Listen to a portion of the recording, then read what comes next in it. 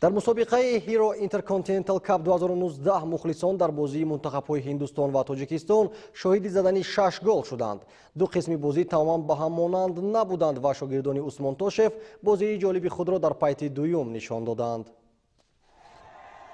дар шаҳри Аҳмадободи кишвари Ҳиндустон бозии даври якуми мусобиқаи байналмилалии Hero Intercontinental Cup 2019 байни мунтахабҳои Ҳиндустон ва Тоҷикистон баргузор шуд. Дар нафасҳои нахустини бозӣ ҳиндуҳо тавассути иҷрои пеналти ҳисобро кушоданд.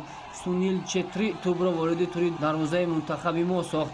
дар дақиқаи 41-уми ивохӯри ин футболбози тими миллии Ҳиндустон голи дуюми худро зада ҳисобро 2-0 намуд.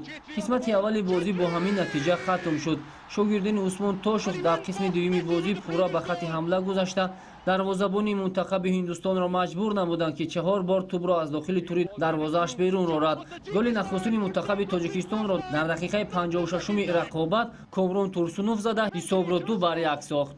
бо гузарош шудани 9 дақиқаи дигар футболбози дигари тими миллии Тоҷикистон Шеридин Бобоев ба задани голи дуюм мушарраф шуду таносубро баробар намуд.